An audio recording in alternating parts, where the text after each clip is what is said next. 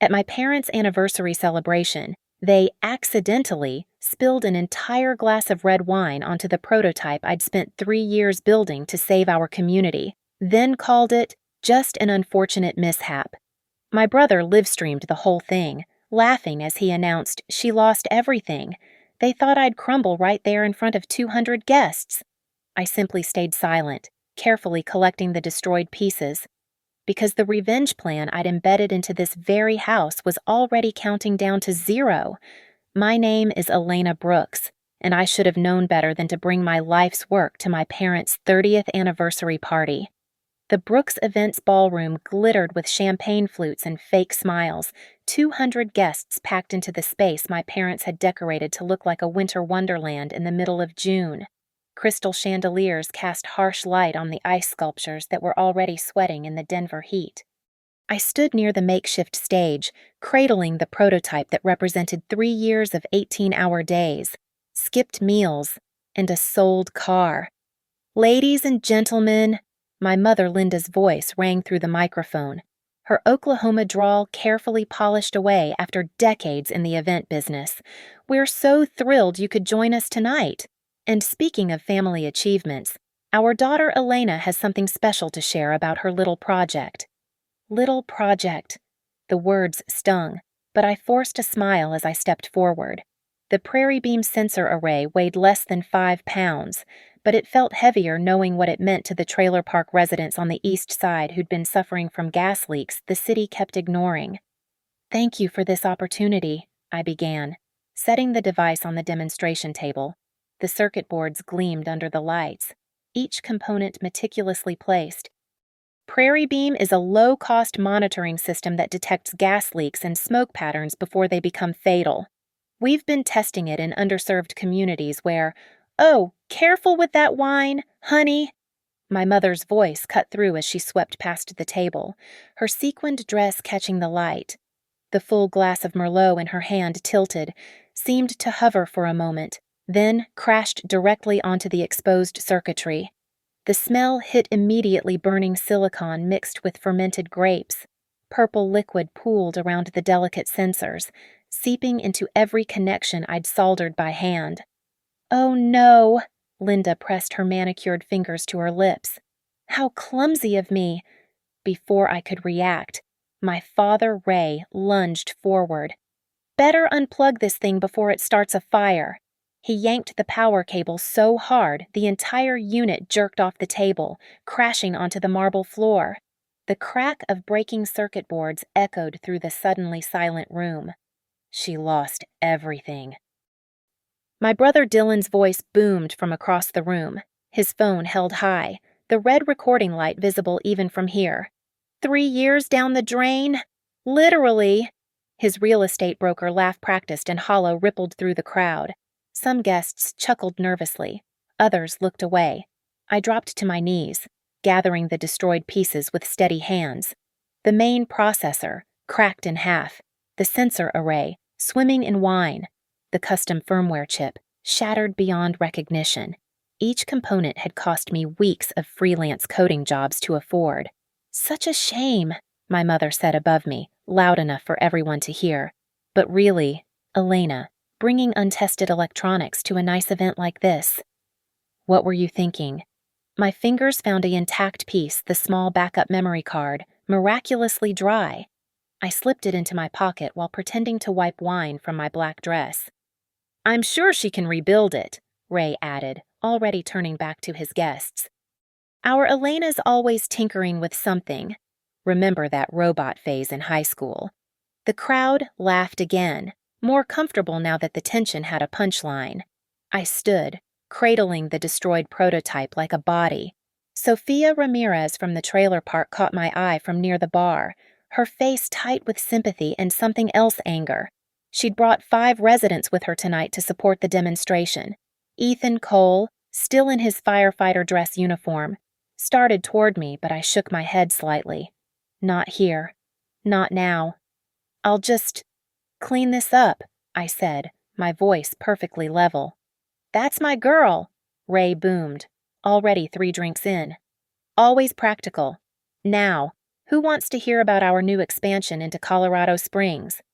The crowd's attention shifted instantly, wine and circuits forgotten. I made my way to the service hallway, each step measured.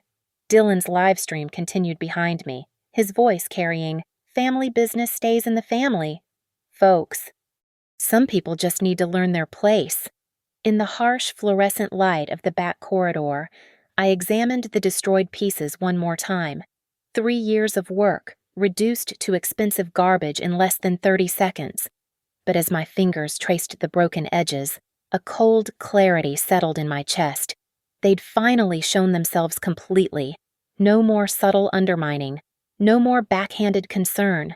This was a public execution, performed for an audience, recorded for posterity. I pulled out my phone and opened the cloud backup folder, confirming what I already knew. Every schematic, every line of code, every test result was safely stored. Then I opened a new document and typed 2 words, "Game on." The party noise echoed through the walls, but all I heard was the wine still dripping from my prototype, marking time like a clock counting down to something my family couldn't yet imagine. The pattern started in 10th grade. I'd built a solar-powered phone charger for the science fair, spent 2 months perfecting it with parts bought from my lawn mowing money. The morning of the competition, I found it disassembled on my desk. A note from my mother. "Cleaned your messy project? You're welcome." Dylan won $50 that day for his volcano that my father had paid a college student to build. That was 17 years ago, but the memory still burned as I sat in my workshop, the converted barn on the property Grandpa Joe had left me. The old man had seen something in me that my parents refused to acknowledge. "That girl's got engineer's hands," he'd told my father once. Ray had laughed. "Good thing she's got a pretty face to fall back on." The deed to this 5-acre plot outside Denver was in my name alone, transferred 2 months before Grandpa died. He'd made sure of that, even hired his own lawyer to make it ironclad. My parents had raged for weeks when they found out. They'd already drawn up plans to convert the barn into an upscale event venue. Brooks Barn weddings would have netted them a fortune. Instead, I'd turned it into Prairie Beam's research center. Every wall held shelves of components, testing equipment, and 3 generations of prototypes. The work table where I'd assembled the destroyed unit still had the outline marked in pencil. Version 3.0, supposed to be the breakthrough model. I pulled up my expense spreadsheet, the one I'd maintained religiously since day one. 3 years of sacrifices laid out in columns. 2019 Honda Civic, sold $12,000 weekend freelance coding, $847 monthly average. Skipped lunches, approximately $2,300 saved. Night shifts at Dataflow Solutions, $31,000 after taxes small business grant from Colorado Tech. Initiative, $5,000 personal savings depleted, $1,800 total invested, $73,847, not counting the 3 years of my life. My phone buzzed. A text from Sophia Ramirez. "Saw what happened. The families at Desert Sun Trailer Park still need this? Don't give up." Desert Sun, 43 families living in manufactured homes from the 70s, where gas leaks were so common that residents kept canaries like it was still the coal mining era. 2 fires last year alone. The city claimed they couldn't afford monitoring systems, but somehow found money for a new fountain downtown. Another text. This one from Ethan, department chief, was at the party. "He saw everything. Says he's sorry about your family." I scrolled through my photo gallery to the pictures from last month's testing. Maria Gonzalez holding her granddaughter next to our installed sensor, both of them grinning. The unit had detected a leak in their heater 2 days later before anyone could smell it. That little girl was alive because of Prairie Beam. A memory surfaced at the launch party my parents had thrown for Dylan's real estate venture 5 years ago. $200,000 in startup capital, sourced from their business connections. He'd burned through it in 18 months, but they'd called it learning experience and found him more. When I'd asked for $1,000 to prototype my first sensor, my mother had said, "Why don't you get a real job first?" I'd gotten that real job, then a second one, then freelance contracts that kept me coding until 3 in the morning. Every dollar earned went into Prairie Beam while my parents told their friends I was playing with electronics, and going through a phase. The worst part was how they'd co-opt my achievements when it suited them. I'd found a photo online from a Brooks Events corporate party, my first successful prototype displayed on their achievements wall with a placard reading Brooks Family Innovation. They'd never asked permission. When I'd confronted them, Ray had said, "Family is family. Your success is our success." But my failure, apparently, was mine alone. I opened another document on my laptop, every interaction documented. The email where Linda suggested I reconsider this hobby and focus on finding a suitable husband. The text where Dylan offered to take the project off my hands for $5,000 because I clearly couldn't handle the pressure. The voicemail where Ray explained that women in our family don't dirty their hands with machinery. Each message had been saved, backed up, filed away. Not because I'd planned revenge, I hadn't been that forward-thinking. I'd saved them because sometimes, late at night when the soldering fumes made me dizzy and exhaustion made me doubt, I'd need to read them, to remind myself that their dismissal was fuel, their mockery was motivation. The insurance paperwork for the destroyed prototype sat in my filing cabinet. I pulled it out, scanning the coverage details. My parents didn't know I'd insured it couldn't know, since they'd have mocked that too. Insuring a hobby project. How dramatic. But I'd learned to protect what mattered to me, because no one else would. The workshop's silence felt different now, not empty, but expectant, like the space between lightning and thunder, when you know something's coming but not quite when it'll hit. I picked up a fresh circuit board, its copper traces catching the workspace light. Version 3.5 would be smaller, smarter, and impossible to destroy with a glass of wine. But more than that, it would be witnessed, documented, undeniable. My family had just taught me the final lesson I needed when someone shows you they're your enemy. Believe them the first time, or in my case, the 100th. The Denver Post article went live at 6:43 a.m. Dylan's video embedded right at the top, already at 12,000 views. The headline read, "Local Tech Project Fails Spectacularly at High Society Event." They'd managed to misspell Prairie Beam twice and called me Ellen Brooks throughout. My phone hadn't stopped buzzing. 3 potential investors had already pulled out of scheduled meetings. The Colorado Tech Initiative wanted to reassess my grant status. Even the community college where I taught evening programming courses sent a carefully worded email about maintaining professional standards. I was reviewing the damage when my mother called. "Elena, sweetheart." Linda's voice dripped with false concern. "We've been talking, your father and I. This whole situation is just devastating for the family brand." "The family brand?" I kept my voice neutral, hitting record on my phone. Brooks Events has a reputation to maintain. Having our daughter's project fail so publicly, well, it reflects poorly on all of us. The project didn't fail. It was destroyed. A pause. Then Ray's voice. They'd put me on speaker. "Details don't matter in public perception. Elena, what matters is damage control. We have a solution." Of course they did. "Well, we'll take over Prairie Beam," he continued, as if offering to pick up my dry cleaning. "Rebrand it as Brooks Safe Home. Bring in real engineers, proper management.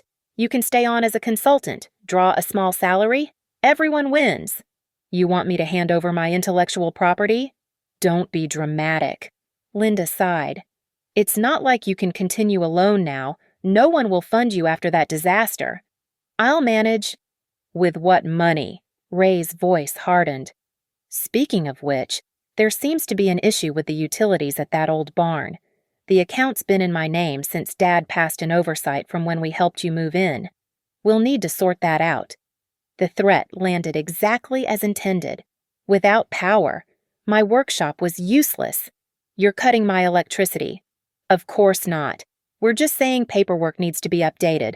Could take weeks if not handled properly. But if Prairie Beam transfers to Brooks Events, well, we'd fast-track everything." I hung up and immediately called the utility company. The representative confirmed what I'd feared: the account was indeed under Ray Brooks. Had been for 3 years. They'd need extensive documentation to transfer it, minimum 2 weeks processing. My laptop battery showed 4 hours remaining. My phone was at 60%. The workshop's emergency generator had enough fuel for maybe 3 days of partial power. After that, I'd be working in the dark. An email popped up from Ethan Cole. Urgent City opened emergency applications for the Community Safety Innovation Fund. 30-day deadline.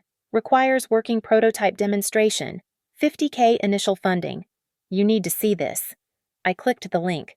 The fund was specifically for grassroots safety solutions for underserved populations. Prairie Beam fit perfectly. But 30 days to rebuild, with no reliable power, fighting a PR nightmare, and my family actively sabotaging me. Another email arrived while I was reading. Marcus Webb from the Denver Business Journal, Ms. Brooks, seeking comment on your brother's statement that Prairie Beam was always destined to fail and that you've been playing pretend inventor on family money. Deadline noon for inclusion in tomorrow's piece. Family money. I'd documented every penny of my own investment. But who'd believe that now? The narrative was already being written spoiled, daughter wastes family resources on vanity project. Sophia called while I was typing a response to Marcus. Elena, I'm at City Hall. Showed them our petition 53 signatures from Desert Sun residents supporting Prairie Beam. The clerk said it might help with the fund application. 53. Would have been more, but some folks are undocumented, scared to sign anything official. Maria Gonzalez is here, though. She's telling everyone how your censor saved her granddaughter. The mayor's aide took notes. A flicker of hope, immediately followed by another text from Dylan. Lawyer says you can't use Brooks in any business filing. Family trademark. Just FYI, sis. They were closing every door, blocking every path. The smart move would be to give up, take their insulting offer, salvage something from the wreckage. I looked at the workshop walls, covered with 3 years of iterations. Version 1.0, the size of a shoebox, crude but functional. Version 2.0, smaller, smarter. The destroyed 3.0, which would have changed everything. Version 3.5 would be different, not just better untouchable. I opened my cloud storage and began pulling files. Firmware code, encrypted and backed up in 3 locations. Schematic designs, time-stamped and digitally signed. Test data from Desert Sun, every reading logged and verified. They could cut my power, trash my reputation, claim my name, but they couldn't touch what existed in the cloud. My laptop battery dropped to 3 hours 42 minutes. I had work to do. The utility company couldn't transfer the account for 2 weeks. Fine. I'd run on generator power and laptop batteries. The investors pulled out. I'd document everything for the city fund. Dylan claimed trademark on Brooks. I'd file my LLC papers as E. Brooks, until my lawyer sorted it out. They thought they'd cornered me. But corners were where engineers did their best work. Limited resources forced innovative solutions. I started a new document, Project 3.5 Build Timeline. Day 1, salvage usable components from the destroyed prototype. Day 2, source replacement parts using the emergency credit card I'd hidden from family scrutiny. Day 3, begin assembly with full documentation. 30 days to save Prairie Beam. 29 if you counted today as lost. The workshop lights flickered. Ray must have called the utility company already. I smiled grimly and started the generator. Its diesel rumble filled the barn, drowning out my phone's continued buzzing. Let them think they'd won. I had 29 days to prove otherwise. Your family's attempting corporate theft. Marla Green set down her coffee cup with practiced precision. The pro bono lawyer Sophia had connected me with didn't mince words. The threatening utility cutoff, the trademark intimidation, the public defamation, its textbook coercion. We sat in her cramped office above a Vietnamese restaurant, the smell of pho mixing with old paper. Marla had represented 3 startups against hostile takeovers. She'd won every case. Can we prove it? You've been recording calls? I nodded. Saving emails. Another nod. Good. Colorado's one-party consent state. Everything's admissible. She pulled up a legal database on her tablet. First step file for emergency intellectual property protection. Prairie Beam's designs, code, even the name. We'll fast-track it as trade secrets under imminent threat. They'll fight it. Let them. Every action they take creates more evidence. Meanwhile, we establish clear ownership chains. She opened a new document. I need everything: receipts, development logs, time-stamped photos of your workshop, witness statements from anyone who's seen you working alone. I handed her a flash drive. 3 years of documentation. Every receipt, every late-night photo, every GitHub commit. Marla's eyebrows rose as she scanned the files. You're thorough.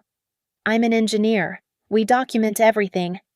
This changes our position significantly.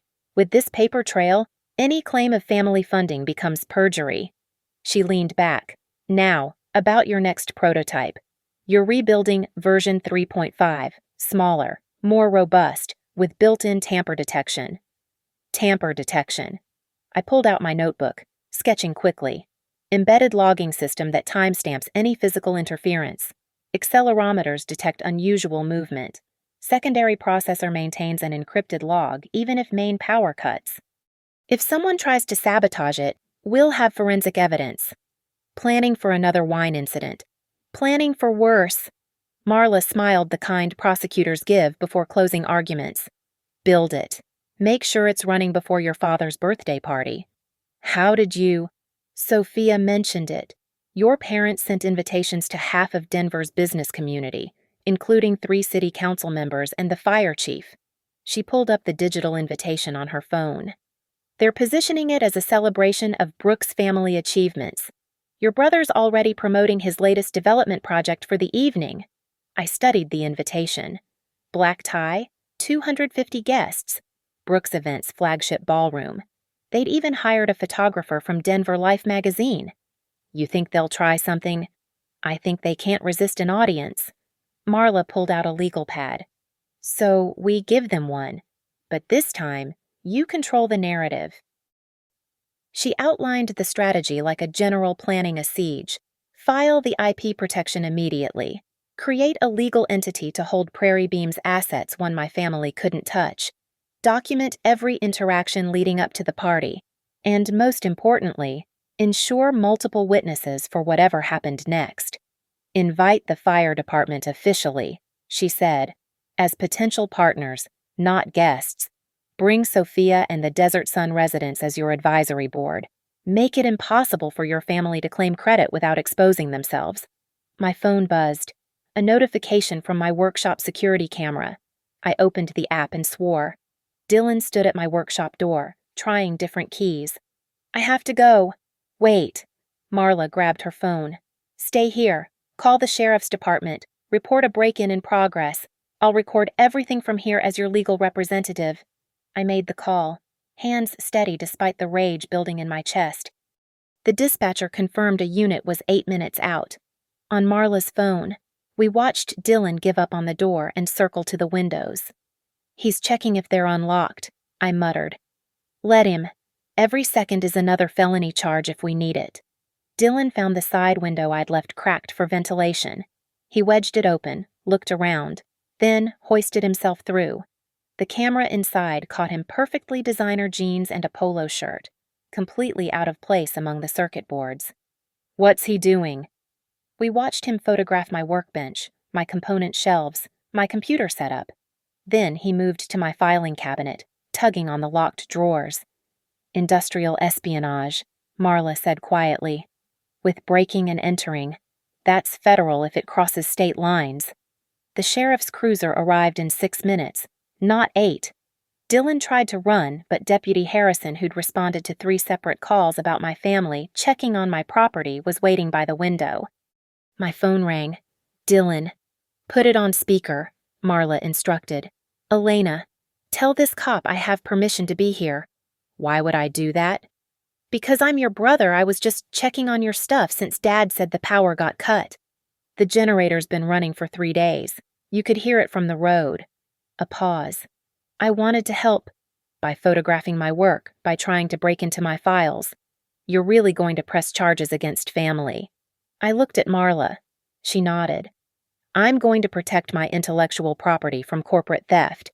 Whether that involves charges depends on what you do next. This is insane. Mom and Dad just want to help. Then they can sign a legal document acknowledging Prairie Beam as my sole property and cease all interference. Marla Green will send the paperwork within the hour. I hung up. On the security feed, Deputy Harrison was cuffing Dylan, reading him his rights. 2 more cameras I'd installed last week captured everything from different angles, including him pulling a USB drive from his pocket and trying to hide it in the workshop's rain gutter. Electronic theft attempt, Marla noted, typing rapidly. This escalates everything. She was right. They'd just moved from family manipulation to criminal activity. The USB would contain malware or spyware. Dylan wasn't smart enough to code it himself, but he had friends who were. We use this, Marla said, not to destroy them, but to build an impenetrable legal wall around you and Prairie Beam. They want to play corporate. We'll play corporate. She started drafting documents on her laptop.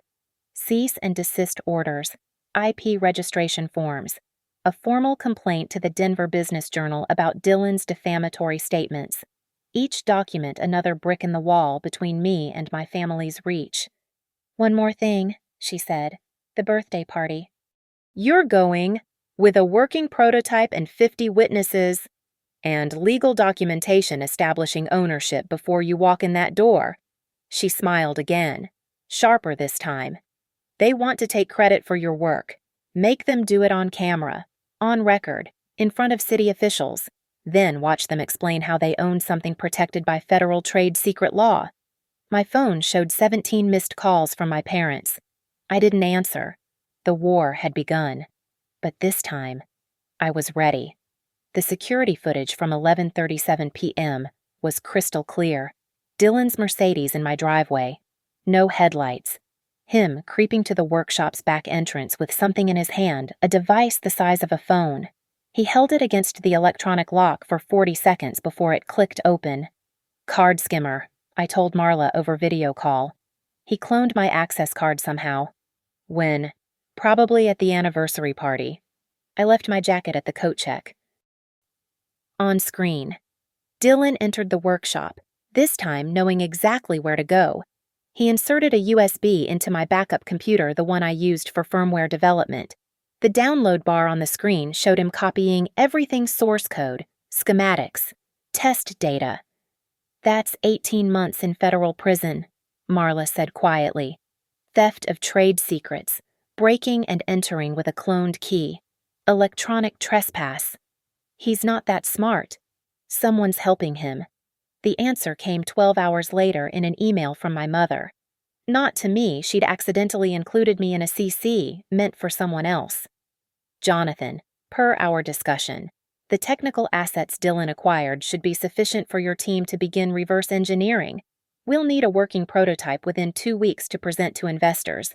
Brooke's safe home must launch before she files that ridiculous city application. Jonathan Reeves. I knew that name. He ran a cut-rate engineering consultancy that specialized in rapid prototyping startup speak for copying other people's work, just different enough to avoid lawsuits. They weren't just trying to steal Prairie Beam. They were racing to beat me to market with my own technology. Forward that email to me immediately, Marla instructed. That's conspiracy to commit corporate theft. Your mother just handed us a RICO case. RICO. Racketeer Influenced and Corrupt Organizations Act. Originally for mob crimes, but it covers organized corporate theft too. The penalties are severe. My phone rang. Ray. Answer it, Marla said. Record everything. Elena, we need to talk. His voice was harder now, the fake warmth gone. About Dylan breaking into my workshop twice, or about Mom hiring Jonathan Reeves to steal my designs. Silence. Then, you always were too smart for your own good. Is that a confession? It's the observation. Smart people know when they're beat. We have your code, your designs, everything. Even if you rebuild, we'll be first to market. Brooke's Safe Home will launch at my birthday party with full investor backing. Using stolen technology? Proving that will take years in court, years you don't have. Meanwhile, we'll have contracts with the city, partnerships with fire departments, revenue flowing. He paused. Or you could join us. 20% stake, no management responsibility. You could even keep tinkering in that barn if it makes you happy. 20% of my own invention. 20% of something is better than 100% of nothing. Is it because I have security footage of Dylan's theft? Mom's email about the conspiracy. Your recorded confession just now. My lawyer says that's a federal case. Ray laughed the same laugh he used when closing deals. You think the authorities care about family squabbles? You think anyone will believe you didn't give Dylan that code? He's your brother. We're your parents. Family shares things? Not anymore. I hung up and immediately called the FBI's Denver field office. Corporate theft across state lines. Jonathan Reeves was based in Kansas, made it their jurisdiction. The agent who took my report sounded very interested when I mentioned stolen defense-applicable technology. Prairie Beam's smoke detection algorithm had potential military uses I'd never advertised. Marla filed for an emergency injunction that afternoon. Any attempt to use Prairie Beam's code or designs would trigger immediate federal charges. She also sent a formal notice to Jonathan Reeves, copying the FBI. He withdrew from the project within 2 hours, but my family didn't know that yet. Another email from Linda, this time intentional. Elena, you're being hysterical. No one stole anything. Dylan was checking on your equipment as a concerned brother. If you continue these false accusations, we'll have no choice but to protect the Brooks family reputation through legal action. Defamation suit, I asked Marla. Let them try. Truth is an absolute defense, and we have video evidence. That evening, something interesting happened. My workshop's power came back on. No explanation from the utility company, just suddenly working. Ray must have realized that cutting power after the break-in looked like further retaliation. Too late. I'd already moved all critical work to a rented clean room in Denver, paid for with credit cards my family didn't know existed. The workshop was now just a decoy, filled with older prototypes and false trails. The real version 3.5 was taking shape in a secure facility with badge access, security cameras, and a clear chain of custody for every component. I worked 16-hour days, fueled by coffee and rage. The new design was elegant, half the size of 3. 0 twice as sensitive, with tamper detection that would make any interference immediately obvious.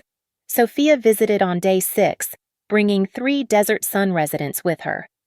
We heard what your family's trying to do, Maria Gonzalez said. It's not right. You helped us when nobody else would.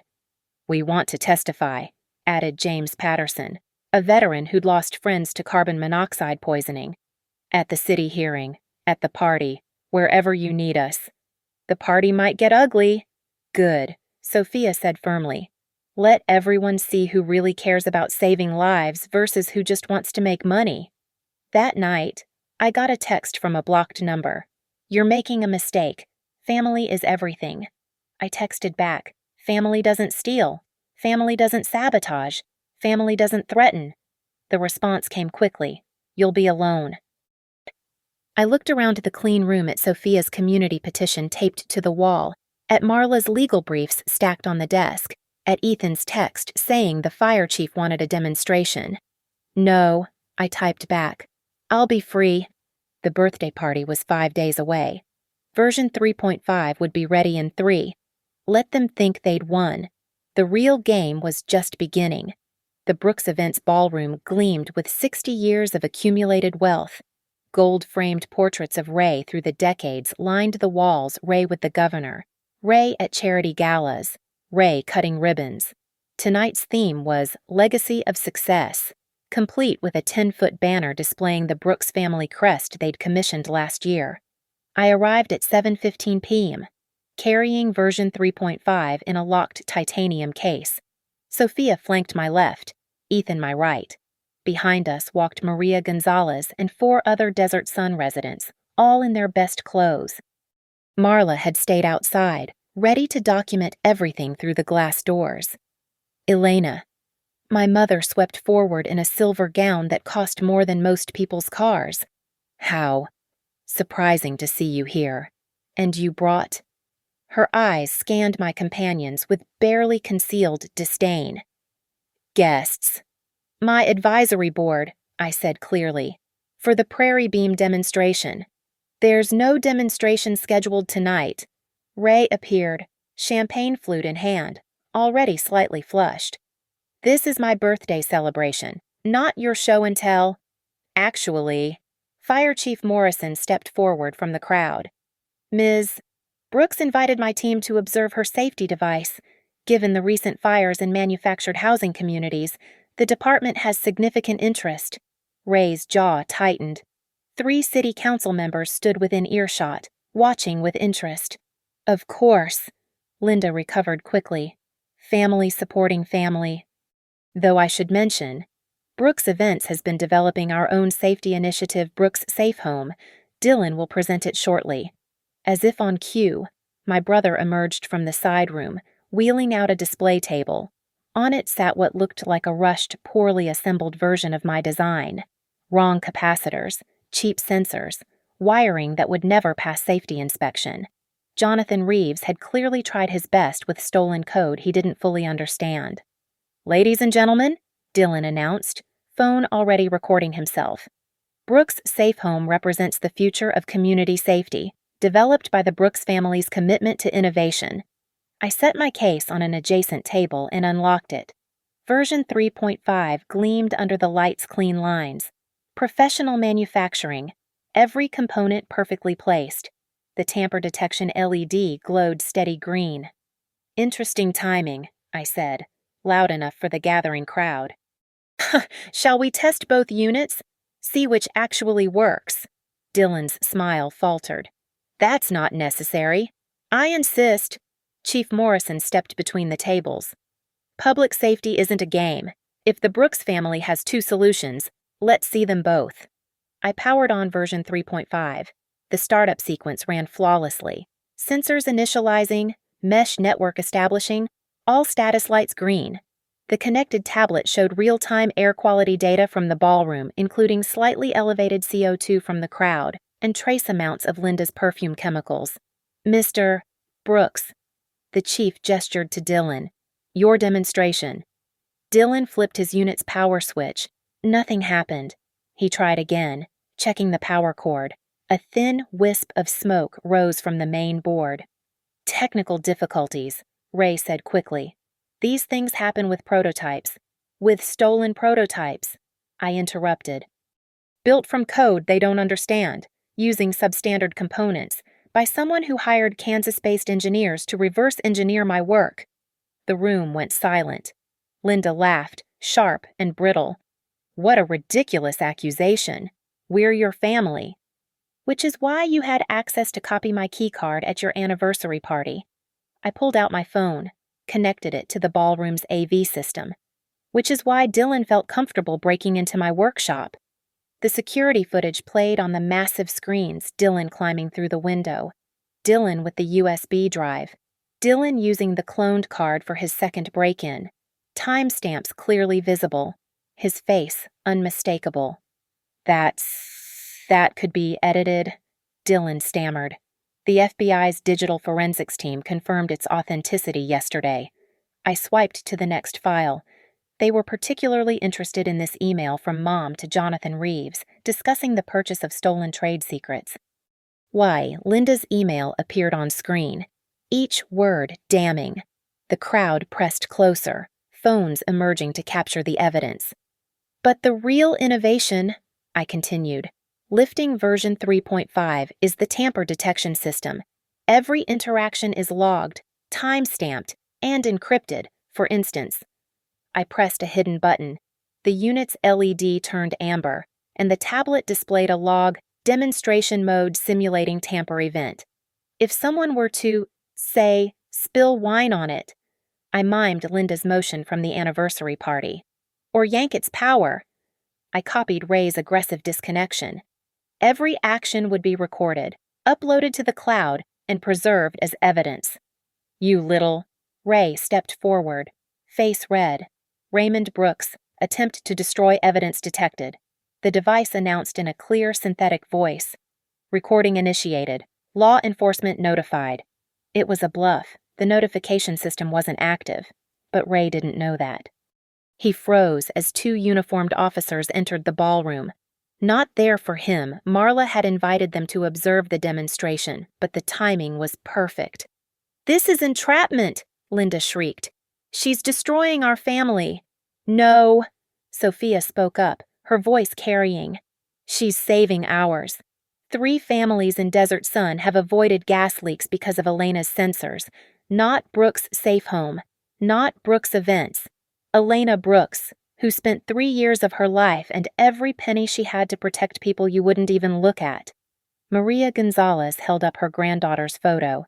"This little girl is alive because Elena cared more about our safety than her family's approval." Chief Morrison cleared his throat. "The fire department will be recommending Prairie Beam for the city's Community Safety Innovation Fund, the genuine version, with documented ownership and proven functionality."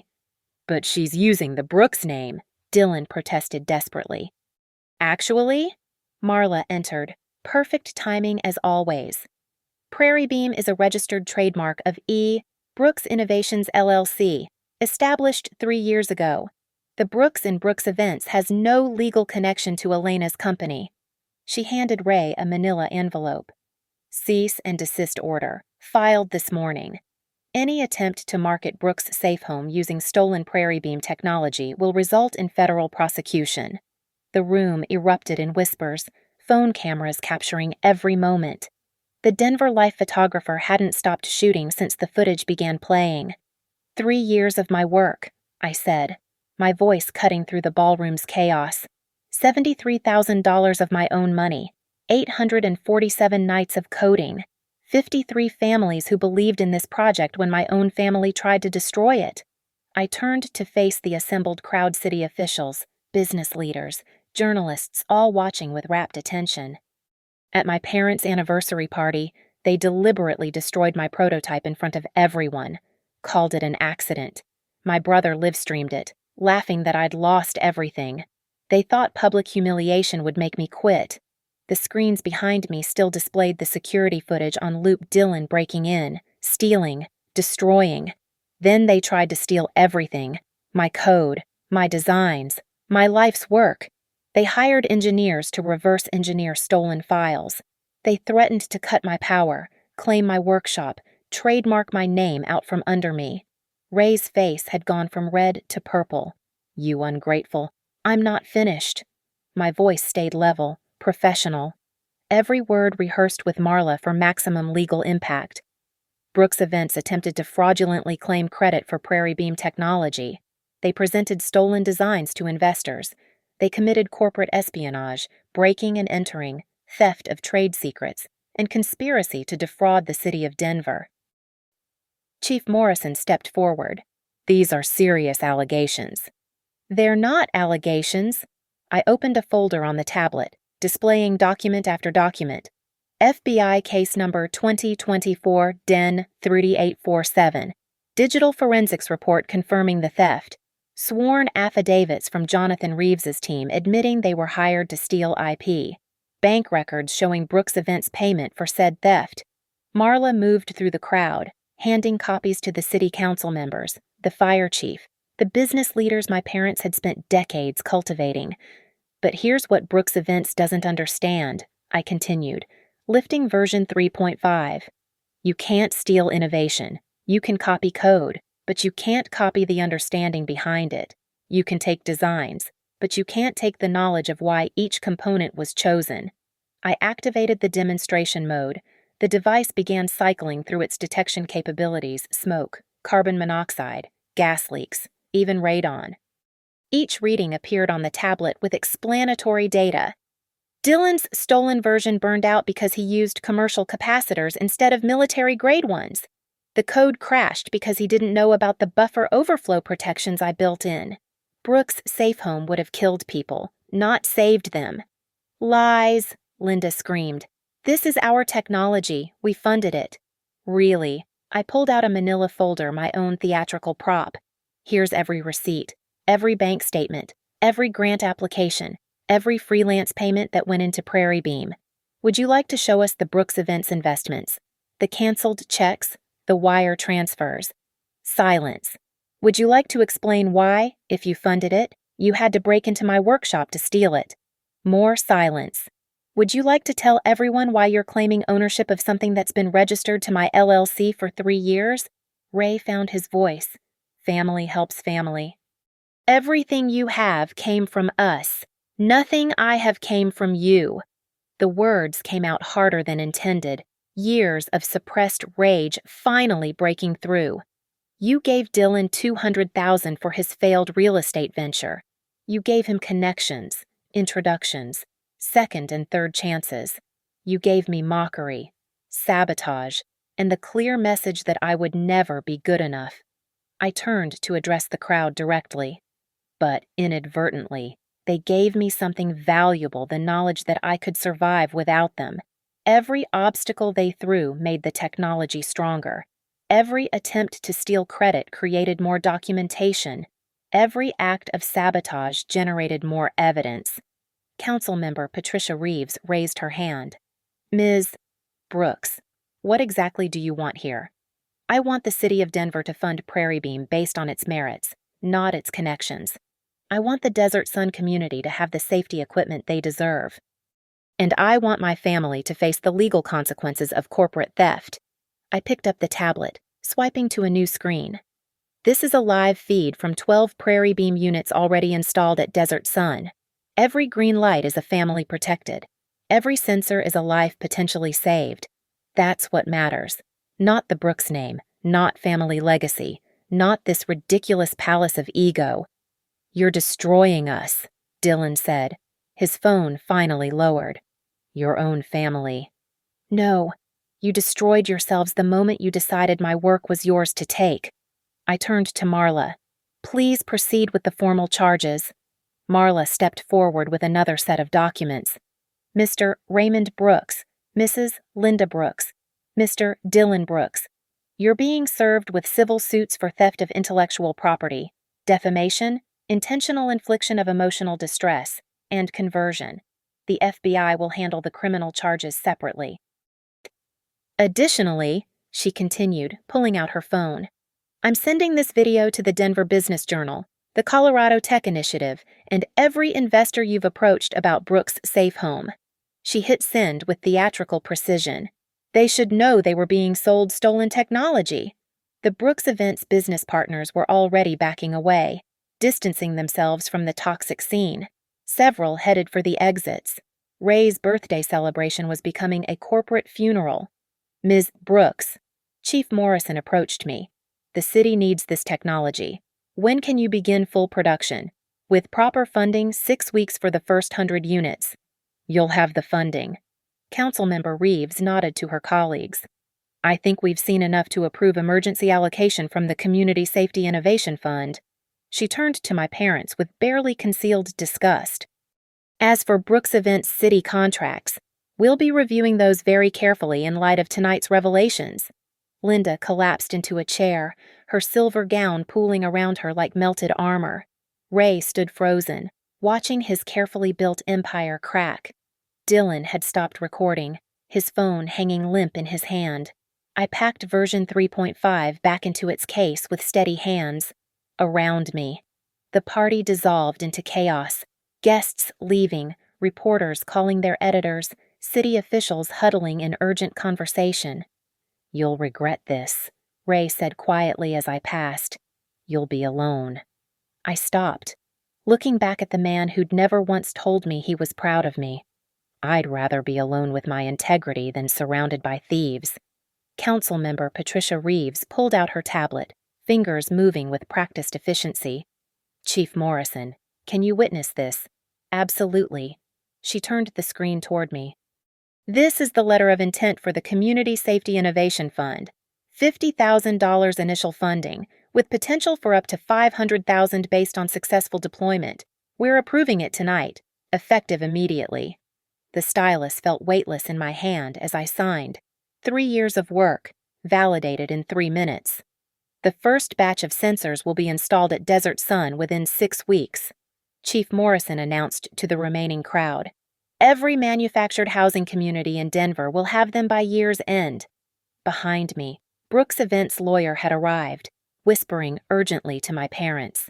Their faces cycled through denial, rage, and finally, the hollow look of comprehension. Their reputation, built over 30 years, had evaporated in 30 minutes. "We also need to discuss prosecution," a new voice said. FBI Special Agent Karen Mitchell entered, badge visible. "Mr. Dylan Brooks, we need you to come with us for questioning regarding interstate theft of trade secrets." Dylan looked at our parents desperately. Dad, Ray, said nothing. Linda turned away. As the agent led Dylan toward the exit, he called out, "Elena, please, we're family." I didn't turn around. Marla appeared at my elbow with more documents. 3 reporters want statements: Denver Post, Business Week, and TechCrunch. They're particularly interested in the David versus Goliath angle. No statements tonight. The work speaks for itself. Sophia and the Desert Sun residents had formed a protective circle around me, keeping the remaining gawkers at bay. Maria Gonzalez squeezed my hand. "You did it, mija. You stood up to them. We all did." The ballroom's service door opened, the same one I'd escaped through after the anniversary disaster. This time, I walked through it with my head high, carrying version 3.5 like a trophy. The loading dock was quiet, Denver's skyline glittering beyond. The titanium case reflected the city lights as I set it down, finally allowing my hands to shake. "You okay?" Ethan asked, joining me in the cool air. "I won." "You did." "So why do I feel empty?" He leaned against the concrete wall.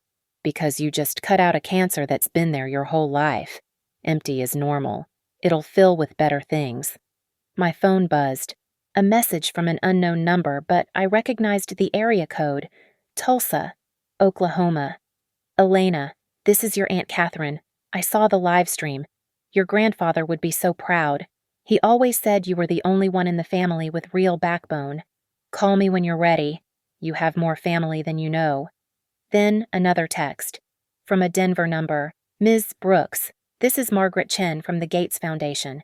We've been following Prairie Beam's development. Please contact us regarding national deployment opportunities." And another, "Elena, Jerome Williams here from the National Fire Protection Association. We need to talk about making your sensors standard equipment." My phone kept buzzing investors, nonprofits, fire departments from other states. 3 years of begging for attention, and now it wouldn't stop. Ready to go. Marla had brought my car around, engine running. I took one last look at the Brooks Events building. Through the massive windows, I could see the party in full collapse, guests fleeing, staff dismantling decorations, my parents standing alone in their monument to vanity. Yeah, I'm ready. The workshop felt different when I arrived home at 11:47 p.m. Not empty, but expectant. The work tables were clear, ready for the production run. The walls of failed prototypes now looked like evolution, not failure. The grandfather clock Grandpa Joe had left me chimed midnight. I opened my laptop to find 947 emails. Orders, congratulations, interview requests. The Denver Business Journal had already posted their story. Brooks Events' empire crumbles as daughter exposes corporate theft. But the email that mattered most was from Sophia. "The families at Desert Sun are having a celebration potluck Sunday. You're bringing the sensors. We're bringing everything else. This is what family really looks like." I set version 3.5 on the workbench where version 3.0 had been destroyed. The tamper detection light glowed steady green in the darkness, untouchable, unbreakable, entirely mine. My phone rang one more time. I almost didn't answer, but something made me pick up. "Elena." Ray's voice was smaller than I'd ever heard it. "Your mother. She's having chest pains. The ambulance is coming. I don't know what to do." For a moment, I felt the old pull family is family. Blood is blood. Then I remembered the wine spreading across my circuit boards, the laughter as my work died, the systematic attempts to steal everything I'd built. "Call Dylan," I said. "Oh wait, he's in federal custody." I hung up and blocked the number. Tomorrow would bring production meetings, media interviews, the start of something bigger than I'd ever imagined. But tonight, in the workshop my grandfather had left me, surrounded by the work my family tried to steal, I sat in perfect silence. The door was mine. The lock was mine. The future was mine. And I'd never have to share it with people who saw my success as their property again. The tamper detection light pulsed once, as if agreeing. I smiled and began planning version 4.0. Thank you so much for listening to Elena's story of triumph against family betrayal. I'd love to know where in the world you're listening from. Drop a comment below and let's connect across continents. If this story of sweet revenge resonated with you, please subscribe to the channel and share your own thoughts about standing up to those who tried to hold you back. Your stories inspire our next episodes.